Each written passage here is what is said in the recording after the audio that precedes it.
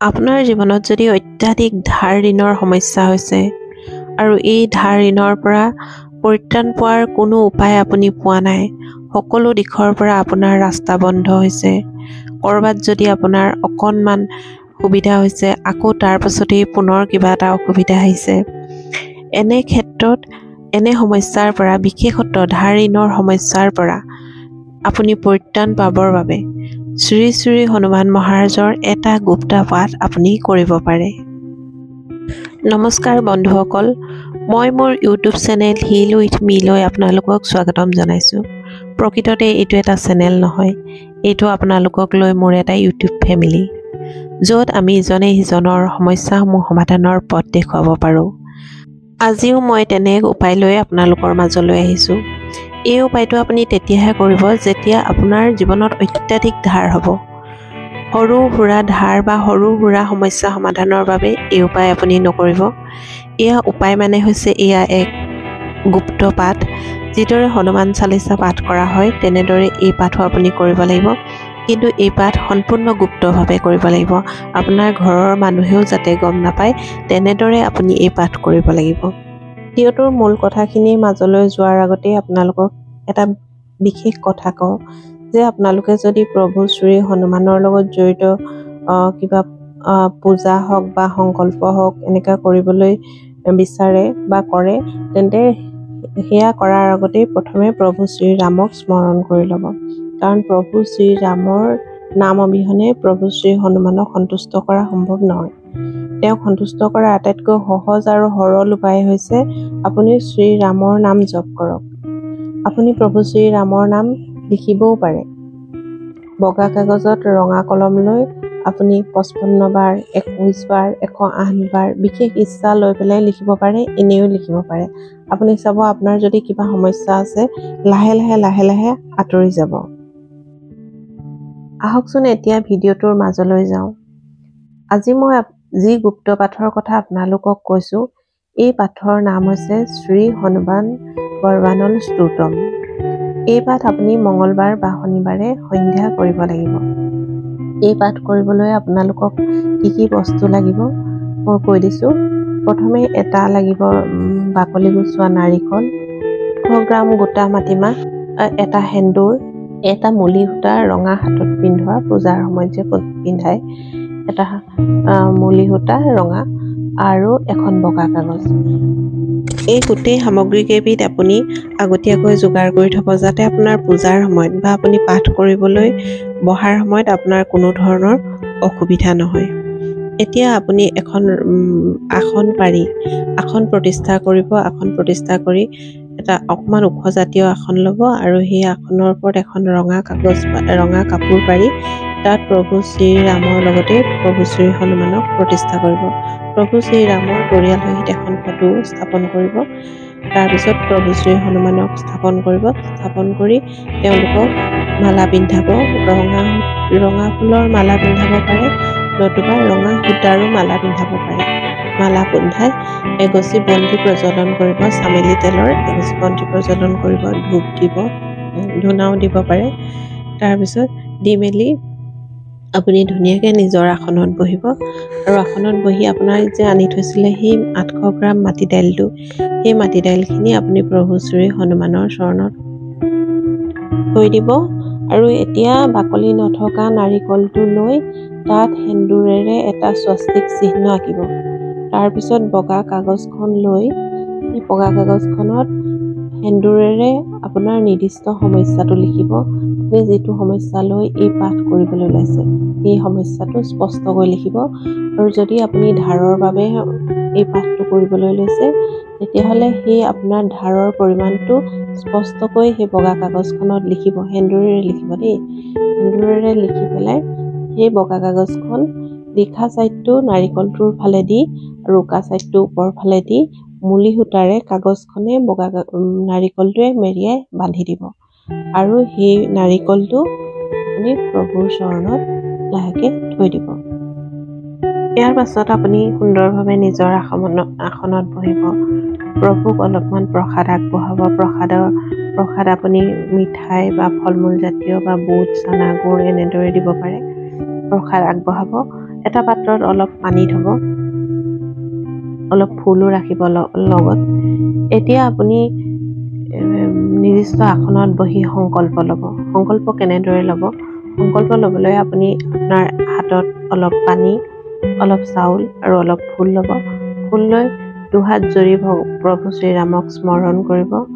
তাৰপিছত প্ৰভু শ্ৰী হনুমন্তক স্মৰণ কৰি ক'ব যে, হে প্ৰভু, মই মোৰ আমুকটো সমস্যা সমাধানৰ বাবে বা আমুকটো ইচ্ছা পূৰণৰ বাবে এই 11 দিনীয়া শ্ৰী হনুমান বৰবানল স্তোত্ৰম পাঠৰ সংকল্প লৈছোঁ। প্ৰভু, আপুনি আশীৰ্বাদ কৰিব যাতে মই এই 11 দিনৰ এই পাঠৰ সংকল্প সম্পূৰ্ণ সুকলমে সম্পন্ন কৰিব পাৰোঁ আৰু মই মোৰ ইচ্ছিত মনোকামনা পূৰণত সফল হ'ব পাৰোঁ। এইবুলি কৈ আপুনি হাতত থকা বস্তুকেইপদ প্ৰভুৰ চৰণত অৰ্পণ কৰিব। এতিয়া আপুনি গণেশজীক ওম গণ গণপতি নমঃ বুলি 5 বাৰ স্মৰণ কৰিব। গণেশজীক স্মৰণ কৰাৰ পাছত প্ৰভু শ্ৰীৰামৰ নাম 1 মালা জপ কৰিব। তাৰপিছত আপুনি শ্ৰী শ্ৰী হনুমান চালিচা ভাগ এবাৰ পঢ়িব। হনুমান চালিচা ভাগ পঢ়া শেষ হোৱাৰ পাছত শ্ৰী হনুমান বৰবানল স্তোত্ৰম ভাগ 3 বাৰ পাঠ কৰিব। 3 বাৰ শ্ৰী হনুমান বৰবানল স্তোত্ৰম ভাগ পাঠ কৰাৰ পাছত আকৌ আপুনি এবাৰ শ্ৰী শ্ৰী হনুমান চালিচা ভাগ পাঠ কৰিব আৰু তাৰপিছত আকৌ 1 মালা শ্ৰী ৰামৰ নাম জপ কৰিব। এনেদৰে যেতিয়া দুবাৰ হনুমান চালিচাৰ মাজত 3 বাৰ আপুনি শ্ৰী শ্ৰী হনুমান বৰবানল স্তোত্ৰম ভাগ পাঠ কৰিব, তেতিয়া হনুমান চালিচা ভাগে শ্ৰী হনুমান বৰবানল স্তোত্ৰম ভাগক লগ কৰি দিব। এই পাঠ আপুনি 11 দিনৰ বাবে কৰিব আৰু সদায় একেটা সময়তে সন্ধিয়া সময়ত কৰিলে সন্ধিয়া সময়তে কৰিব। যদি আপোনাৰ সন্ধিয়া সময় অসুবিধা হয় তেনেহ'লে আপুনি ৰাতিপুৱা 8 পৰা 11 বজাৰ ভিতৰত কৰিব, কিন্তু পাৰিলে সন্ধিয়া কৰিব। এতিয়া আপোনাৰ আপুনি হনুমান চালিচা পঢ়িলে, তাৰপিছত শ্ৰী হনুমান বৰবানল স্তোত্ৰম ভাগ পঢ়িলে, তাৰপিছত পুনৰ শ্ৰী হনুমান চালিচা ভাগ পঢ়ি পুনৰ শ্ৰী ৰাম নামৰ 1 মালা জপ কৰি সেৱা সৎকাৰ কৰি প্ৰাৰ্থনা কৰি আপোনাৰ সংকল্পৰ প্ৰথম দিনটোৰ সামৰণি পেলাব। লাহেকৈ উঠিব, নিজৰ আসন উঠাব। তাৰপিছত এই নাৰিকল ভাগ আৰু মাটি দাইল ভাগ একে জেগাতেই থাকিবলৈ দিব। সেইকেইটা বস্তু 11 দিনৰ বাবে তেনেকৈ ৰাখিব। তাৰপিছত যি প্ৰসাদ দিছিলে সেই প্ৰসাদ আপুনি বিতৰণ কৰি দিব ঘৰত পৰিয়ালৰ মাজত। আপুনি নিজেও খাব পাৰে। কিন্তু সকলোতকৈ ডাঙৰ কথা হৈছে এই পাঠ ভাগ আপুনি গুপ্তভাৱে কৰিব। এনেকৈ কৰিব যাতে এই পাঠ ভাগ কৰোঁতে আনে কোনেও শুনা নাপায় বা দেখা নাপায়। বাকী 10 দিনো আপুনি একেটা পদ্ধতিৰে কৰিব। একেটা সময়তেই পূজাৰ কাৰণে বহিব, পাঠ কৰিবলৈ বহিব আৰু একেখিনি নিয়মেই কৰিব। ৰাম নাম প্ৰথমে ৰামৰ 1 মালা জপ কৰিব, তাৰপিছত প্ৰভু শ্ৰী শ্ৰী হনুমান চালিচা ভাগ এবাৰ পঢ়িব, তাৰপিছত শ্ৰী হনুমান বৰবানল স্তোত্ৰম ভাগ 3 বাৰ পঢ়িব, আকৌ শ্ৰী হনুমান চালিচা ভাগ এবাৰ পঢ়িব, আকৌ শ্ৰী ৰামৰ নাম 1 মালা জপ কৰিব। জপ কৰি তেনেদৰে আপুনি 11 দিন কমপ্লিট কৰিব। 11 দিনৰ দিনাখন আপোনাৰ সংকল্পৰ সামৰণি পৰিব। এতিয়া আপুনি যে তাত বস্তুখিনি দিছিলে, নাৰিকলটো আৰু মাটিমাহখিনি আপুনি কি কৰিব? আপোনাৰ যদি অসুবিধা নহয় তেতিয়াহ'লে আপুনি 11 দিনাখনৰ দিনাই সংকল্প শেষ কৰি সেই বস্তুখিনি বিধিগতভাৱে পূজা পাতল কৰি মন্দিৰত দান দি দিব, হনুমান মন্দিৰত। আৰু যদি আপোনাৰ সেইদিনাখন 11 দিনৰ দিনাখনেই আপোনাৰ অসুবিধা হয় তেন্তে 12 নম্বৰ দিনাখন আপুনি ৰাতিপুৱা সময়ত মন্দিৰলৈ গৈ হনুমান মন্দিৰলৈ গৈ এই বস্তুকেইপদ মন্দিৰত দান কৰি আপোনাৰ পূজা পাতল কৰি আপোনাৰ সংকল্পৰ সামৰণি পেলাব।